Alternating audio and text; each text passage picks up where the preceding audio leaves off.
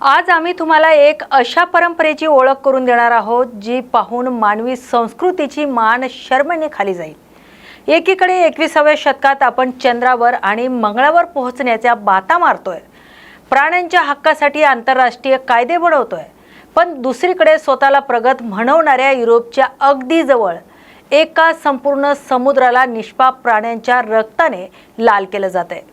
FARO बेटावर म्हणजेच FARO Iceland यांच्या परंपरेच्या नावाखाली 700हून अधिक व्हेल आणि डॉल्फिन माशाच्या अमानुष कत्तल करण्यात आली आहे।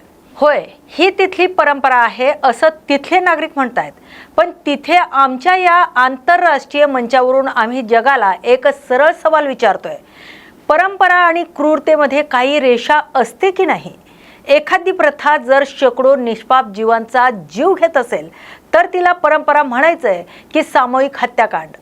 आज आमचा हा आवाज केवळ भारतातून नाही तर जगाच्या पाठीवर जिथे जिथे आमचं माध्यम पोहोचतंय तिथल्या प्रत्येक संवेदनशील नागरिकांचा आणि सरकारचा विवेक जागी करण्यासाठी आहे। कारण प्राणी कोणत्याही देशाचे नसतात, ते या पृथ्वीचे असतात आणि त्यांना जगण्याचा पूर्ण अधिकार आहे। या विदारक दृश्यांकडे बघा। हा समुद्र निसर्गाने निळाशार बनवला होता, पण माणसाच्या क्रूरतेने तो लाल रक्ताने माखलाय। स्कॉटलँड पासून अवघ्या 200 मैल अंतरावर असलेल्या फॅरो बेटावर ग्रिंडा रॅप नावाचा हा रक्ताचा खेळ खेळला गेला। तब्बल 706 फ्लाइट व्हेल आणि डॉल्फिन्सना समुद्रातून हाकलून उथळ किनाऱ्यावर आणले गेले आणि त्यानंतर जे घडलं ते अंगावर काटा आणणारं आहे। क्रूरतेची सीमा इथे संपत नाही, तर आंतरराष्ट्रीय नियम सांगतात की प्राण्यांना वेदना न होता मारणारी शस्त्रे वापरावीत, पण या शिकारी शस्त्रांची कमतरता होती। त्यामुळे या निष्पाप जीवांना साध्या सुऱ्यांनी, धारदार हुक्कांनी तासन तास कापण्यात आले। ते जीव किनाऱ्यावर तडफडत राहिले, रक्तस्राव होऊन मरत राहिले आणि हे सगळे पाहायला तिथे लहान मुलेही उपस्थित होते। आम्ही विचारतोय, या लहान मुलांना आपण कोणती संस्कृती शिकवत आहोत?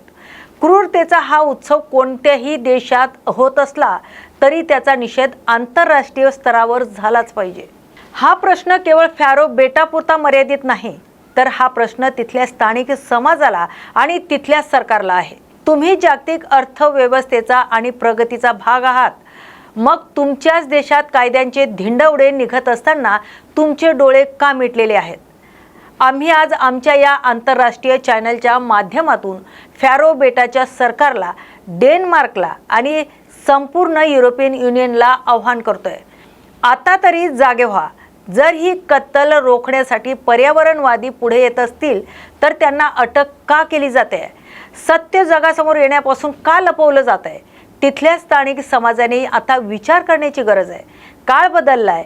वायकिंग काळात जगण्यासाठी शिकार गरजेची असेल, पण आज आधुनिक काळात अशी क्रूरतेची कोणतीही गरज नाही।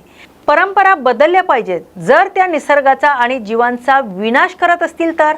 आणि शेवटी एकच गोष्ट, ही पृथ्वी जेवढी माणसाची आहे तेवढीच ती या मुक्या प्राण्यांचीही आहे।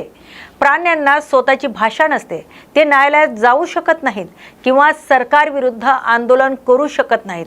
म्हणूनच त्यांच्या हक्कासाठी जगातील प्रत्येक माध्यमाला, प्रत्येक नागरिकाला आपला आवाज बुलंद करावा लागेल।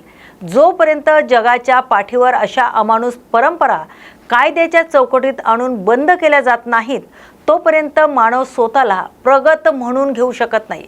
आंतरराष्ट्रीय समुदायाने या घटनेची गंभीर दखल घ्यावी आणि या रक्ताळलेल्या समुद्राला पुन्हा निळेशार आणि सुरक्षित बनवावे, हीच आमची मागणी आहे। तुम्हाला काय वाटतंय? परंपरेच्या नावाखाली अशी क्रूरता मान्य केली जाऊ शकते का? आम्हाला आंतरराष्ट्रीय स्तरावर तुमच्या प्रतिक्रिया नक्की कळवा आणि बघत रहा न्यूज मराठी 24/7। नवा भारत, नवा विचार।